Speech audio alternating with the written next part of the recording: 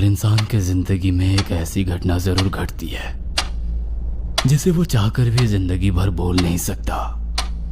मेरा नाम है धीरज सालुंके और मेरे साथ भी एक ऐसी ही घटना घटी है जिसे मैं पिछले 18 साल से भूल नहीं पा रहा। ये बात है 2005 की, जब मैं मेरी आई के साथ लातूर से बोरगांव गांव शिफ्ट हुआ था। बोरगांव मेरे आजूबा का यानी कि मेरी आई के बाबा का गांव था। तब मैं 18 साल का लड़का था। मेरे पापा ने एक पराई औरत की खातिर मेरी आई को छोड़ दिया था। तभी से मैं आई के साथ रह रहा था और उन दिनों ही मेरा लातूर में बाइक एक्सीडेंट हो गया था, जिसके बाद ठीक होते ही हम दोनों लातूर छोड़कर बोरगांव शिफ्ट हुए थे।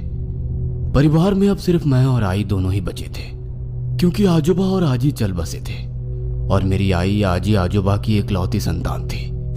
उनके जाने के बाद उनकी सारी प्रॉपर्टी मेरी आई के नाम हो गई थी। मेरे आजोबा उस गांव के पाटिल थे।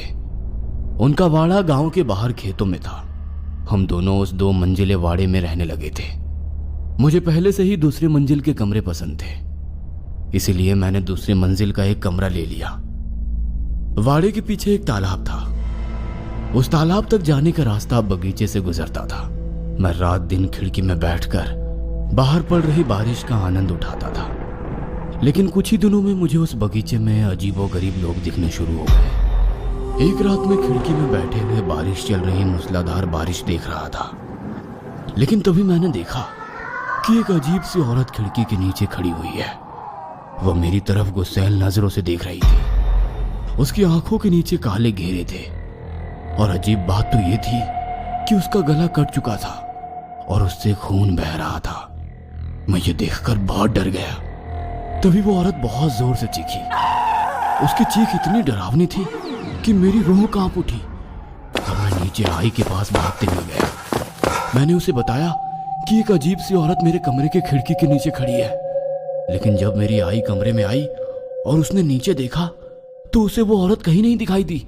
बेटा, शायद एक्सीडेंट में सर पर चोट लगने के कारण तुम्हें हेलुसिनेशन हो रहे होंगे, या फिर अंधेरे में तुम्हें वो किसी पेड़ का साया हिलते हुए दिखाई दिया होगा जिसे तुम औरत समझ बैठे। आई ने मुझे कहा। मैं उसे बार बार बता रहा था कि सच में वहां एक अजीब औरत थी, लेकिन वो मेरी बात का यकीन नहीं कर रही थी। उस रात में जैसे तैसे सो गया। दूसरे दिन वाड़े में बैठे बैठे मैं बहुत बोर हो रहा था। मुझे वाड़े से बाहर जाकर खेतों में घूमने का मन कर रहा था। वाड़े के पीछे वाले तालाब में तैरने को जी करता था, लेकिन मेरी आई ने मुझे वाड़े के बाहर निकलने से मना कर रखा था, क्योंकि मैं 5-6 दिन पहले ही अस्पताल से डिस्चार्ज होकर आया था। वैसे तो मुझे सब ठीक ठाक लग रहा था, सर में कुछ दर्द भी नहीं होता था, लेकिन फिर भी आई ने कुछ दिनों के लिए मुझे उस वाड़े से निकलने से साफ साफ मना किया हुआ था। मैं जब से बोरगांव आया था तब से शिवानी से मिलने का दिल कर रहा था। शिवानी मेरी बहुत अच्छी दोस्त थी। वो मुझे केवल दोस्त समझती थी, लेकिन मैं दोस्त से ज्यादा समझता था। मुझे बस जल्दी से शिवानी से मिलना था। मैं इस बात की राह देख रहा था कि कब आई मुझे वाड़े से बाहर जाने दे। उस रात में हमारे वाड़े में आई बिल्ली को ढूंढ रहा था, लेकिन वो मुझे कहीं पर भी नहीं मिल रही थी। मैं अपने कमरे में गया और बेड पर लेट गया, लेकिन सारा दिन बेड पर लेटकर मैं बहुत ज्यादा पक चुका था। घर में एक पुराना ब्लैक एंड व्हाइट टीवी था, लेकिन वो भी बारिश की वजह से चल नहीं रहा था। बाहर मूसलाधार बारिश हो रही थी, इसीलिए मैं फिर से उठकर खिड़की की ओर चल गया। लेकिन तभी मैंने देखा कि खिड़की के नीचे एक अजीब सा आदमी खड़ा था। उसका गला भी कल वाली औरत की तरह कटा हुआ था और उससे खून निकल रहा था। और अजीब बात तो ये थी कि उसके हाथ में मेरी बिल्ली थी। वो आदमी गुस्सैल नजर से मुझे देख रहा था। तभी उसने अचानक से बिल्ली का सर मुंह में डालकर किसी गाजर मूली जैसा चबाया। यह देखकर मेरे रोंगटे खड़े हो गए। मैं फटी आंखों से उसकी तरफ देख रहा था। तभी उस आदमी ने बिना सर वाली वो मरी बिल्ली मेरी तरफ फेंकी और वो मेरे छाती से आकर टकराई। मैं जोर से चिल्लाया और नीचे आई की तरफ भागता चला गया। मैंने उसे मेरे साथ घटी सारी घटना बता दी। आई मेरे कमरे में आई। उसने फर्श पर मरी बिल्ली देखी और उसने खिड़की के नीचे झांक कर देखा और कहा, यहाँ से चले जाओ और तुम्हारे मालिक से कह दो कि हम ये वाड़ा और प्रॉपर्टी छोड़कर कहीं नहीं जाएंगे। हमें अकेला छोड़ दो। वो खिड़की से नीचे देखते हुए चिल्लाई और उसके बाद खिड़की बंद करके मेरी तरफ आई। आई वो आदमी कौन था? मैंने मेरी आई से पूछा। वो मेरे बाबा के भाई का पालतू कुत्ता है। वो नहीं चाहते कि तुम्हारे आजूबा की प्रॉपर्टी मेरे पास रहे। उन्हें लगता है कि उनके जाने के बाद इस वाड़े पर और खेतों पर उनका और उनके बेटों का हक है, इसीलिए वो हमें डरा रहे हैं। इसलिए तुम बिल्कुल मत डरना। आई ने मुझसे कहा। इस पर मैंने कहा, लेकिन आई, मुझे तो वो लोग जिंदा नहीं लग रहे हैं, ऐसा लगता है कि वो मरे हुए लोग हैं। मैंने आई से कहा, नहीं बेटा, मरे हुए लोग वापस कभी नहीं आते। ये भूत वूत आत्मा ऐसा कुछ नहीं होता। तुम सो जाओ और खिड़की से दूर रहना। आई ने कहा और वो मुझे सुलाकर चली गई। लेकिन 4-5 दिन बाद एक रात मैं बेड पर लेटे लेटे सोने की कोशिश कर रहा था, तभी मेरे पेट पर कुछ गिरा। मैंने उठकर देखा तो मेरी मरी बिल्ली थी। उसे देखकर मैं बहुत ज्यादा डर गया, क्योंकि मैंने उसे मरते हुए देखा था। लेकिन मुझे समझ नहीं आ रहा था कि वो वापस कैसे आई। वो बिल्ली मेरी तरफ देखकर म्याओ म्याओ किए जा रही थी, लेकिन मैं डर गया था, इसलिए मैंने उस बिल्ली को जोर से लात मारी और वो बेड से नीचे गिर गई। नीचे गिरते ही वो खिड़की में चढ़कर बाहर कूद गई। मैं खिड़की बंद करने के लिए खिड़की की तरफ भागा, तभी मैंने देखा कि वाड़े के पीछे मेरी आई की एम्बेसडर कार आकर रुक गई। मैं चुपचाप नीचे देखने लगा। आई हड़बड़ी में कार से नीचे उतरी। वो डिक्की की तरफ गई। उसने डिक्की खोली और एक आदमी की बॉडी बाहर निकाली। उसके हाथ पैर बंधे हुए थे और फिर वो उसे कंधे से पकड़कर घसीटते हुए आम के बगीचे में ले गई। शायद वो उसे तालाब की ओर ले जा रही थी। मुझे कुछ भी समझ नहीं आ रहा था कि वो आदमी कौन है और मेरी आई इतनी रात गए उसे डिक्की में बांधकर क्यों लाई है और वो उसे घसीटते हुए बगीचे में क्यों ले गई। मुझे महसूस होने लगा कि कुछ ना कुछ तो गड़बड़ है। इसलिए मैंने चुपचाप आई का पीछा करते हुए वो क्या करने जा रही है ये देखने का फैसला किया और इतने दिनों में पहली बार वाड़े से बाहर निकला। मैं चुपचाप से उसी रास्ते से तालाब तक पहुंच गया। मैंने एक पेड़ के पीछे से देखा कि तालाब के किनारे एक अग्नि जल रही थी। आई ने उस आदमी को एक लकड़ी के पिटारे के सामने लेटा दिया था और वो कुछ मंत्रों का जाप कर रही थी। वो मंत्र और आई की आवाज बहुत ही डरावने लग रहे थे। तभी आई ने बगल में पूजा किया हुआ चाकू उठाया और दोनों हाथों से पकड़कर वो चाकू उस आदमी के गले में घोंप दिया और फिर बड़ी आसानी से उसे घुमाकर उसका गला काटा। उसके बाद उसने गले से निकलता खून उसने एक कटोरे में भर लिया। वो आदमी तड़प रहा था, लेकिन बंधे होने के कारण हिल भी नहीं पा रहा था। और उसके बाद आई ने वो खून पिटारे के ऊपर बने एक छेद में डालना शुरू कर दिया। ये सब देखकर मेरी आंखें फटी की फटी रह गई थी। मुझे मेरी आंखों पर विश्वास नहीं हो रहा था कि मेरी आई ने अभी अभी एक आदमी की बलि दी है। उसके बाद आई ने वो लाश नाव में डाल दी और एक पत्थर से उस लाश को बांधकर तालाब के बीचों बीच फेंक दी। मैं ये सब पेड़ के पीछे से देख रहा था कि तभी आई ने मेरी तरफ देखा। मैं जल्दी से पेड़ के पीछे छिप गया। कुछ देर बिताने के बाद मैंने तालाब की ओर देखा तो आई वहां से गायब हो गई थी। तभी मुझे मेरे पीछे से पैरों की आवाज सुनाई दी। मैंने मुड़कर देखा तो मेरे पीछे आई खड़ी थी, जो बहुत ही डरावनी दिख रही थी।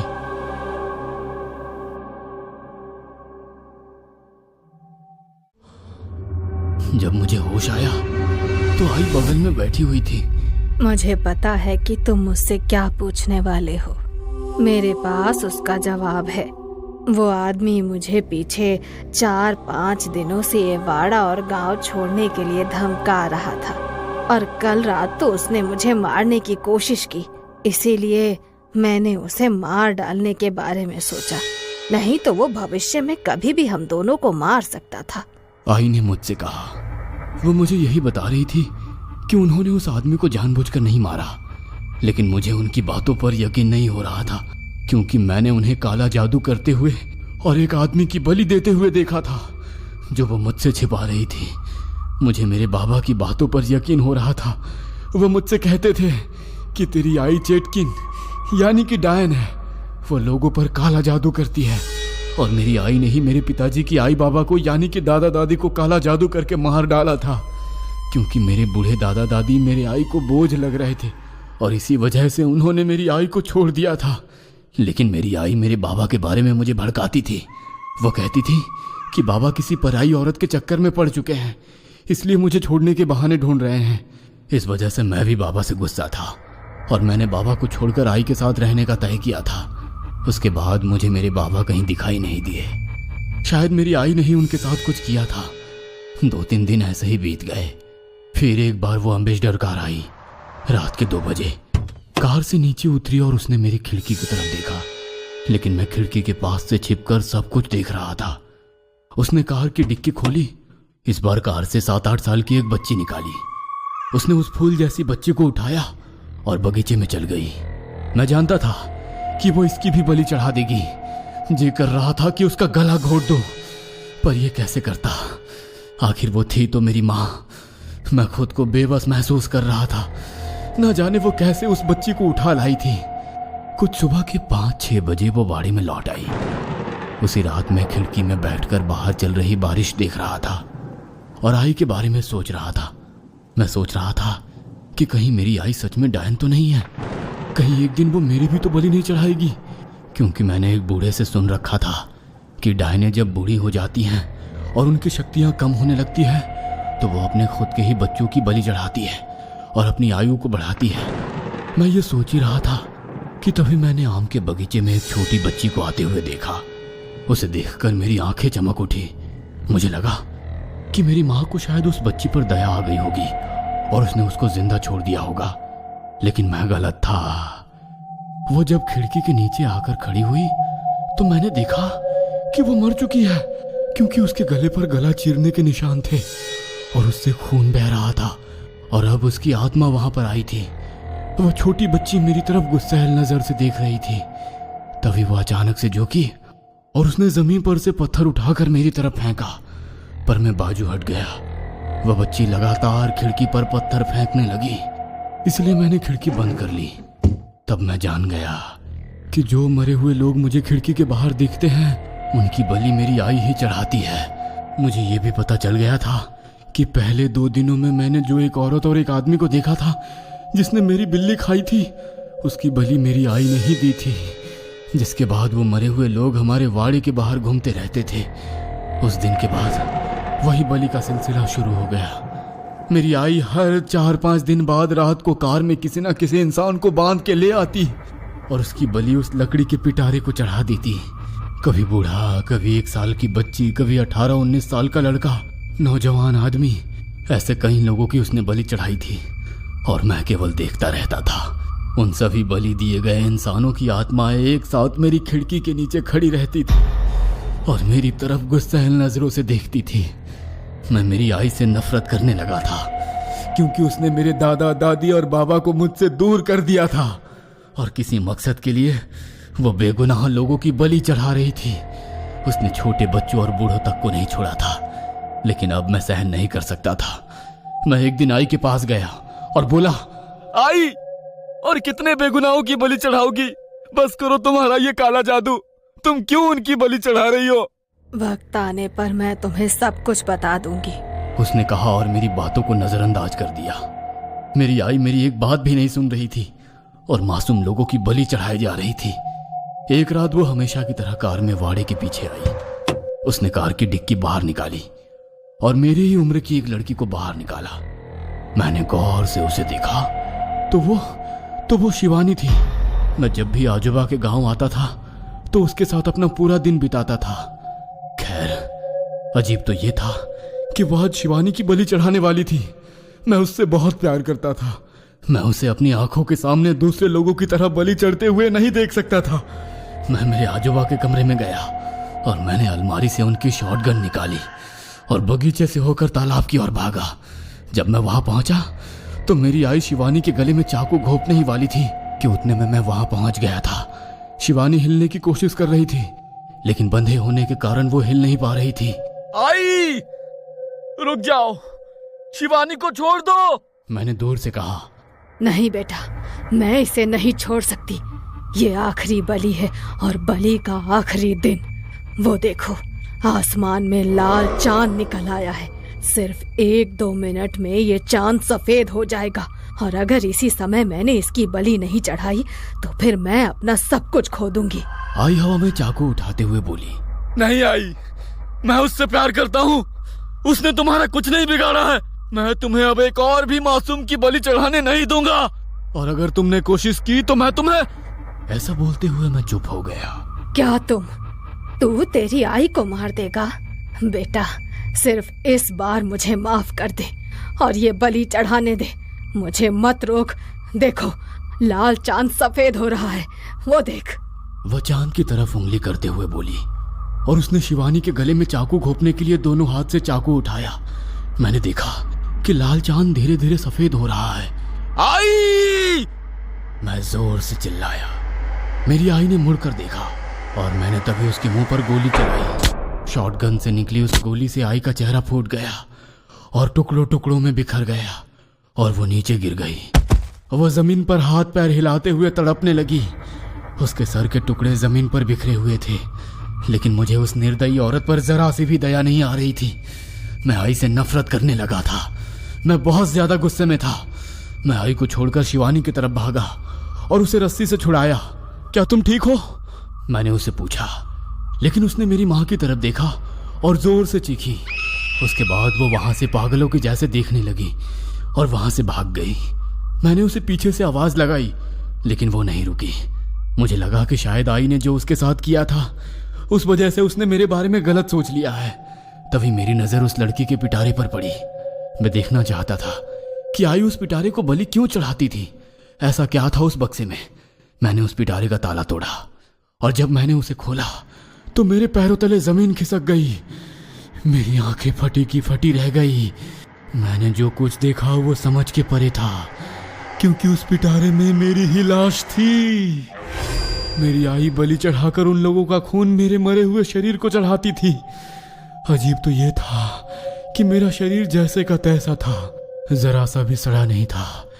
मेरे दिमाग में सभी बातें आने लगी कि क्यों शिवानी मुझे देख नहीं पा रही थी, क्यों मुझे मेरी आई वाड़े से बाहर निकलने से मना करती थी, मुझे एक्सीडेंट के बाद अस्पताल में भर्ती करने के बाद से क्यों कुछ याद नहीं था, रात को मुझे नींद क्यों नहीं आती थी, इतना बड़ा एक्सीडेंट होने के बाद भी मुझे दर्द क्यों नहीं होता था, इतनी जल्दी मैं ठीक कैसे हो गया, और क्यों दिन भर सूरज के उजाले में मैं अचानक से सो जाता था, क्यों मुझे मरे हुए लोग दिखाई देते थे, क्यों वो मरे हुए लोग मेरी तरफ गुस्सैल नजरों से देखते थे।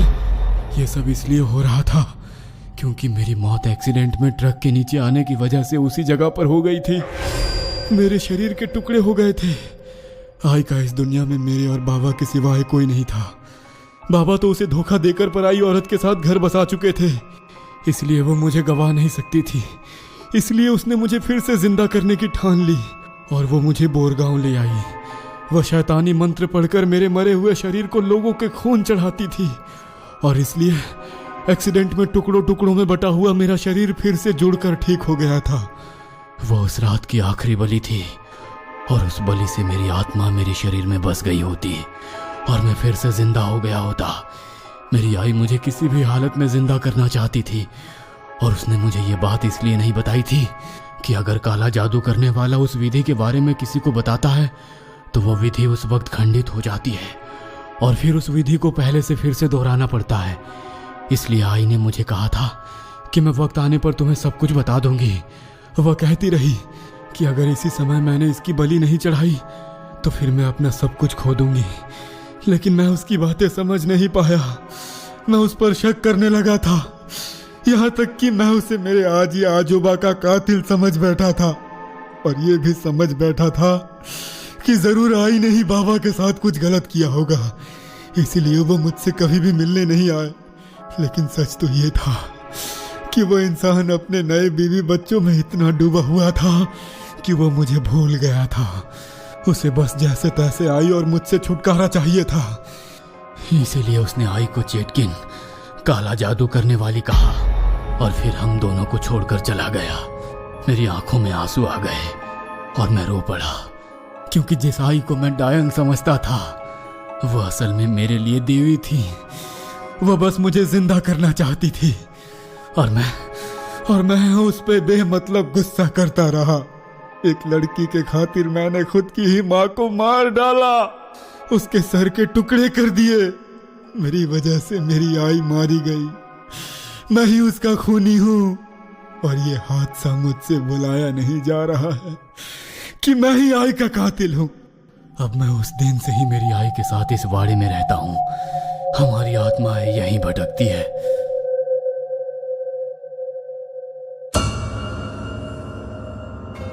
ये कहानी आपको अच्छी लगी हो तो हमें सब्सक्राइब करें, हमारा इंस्टाग्राम और फेसबुक पेज जरूर फॉलो करें। और हाँ दोस्तों, सब्सक्राइब करना भूलना मत।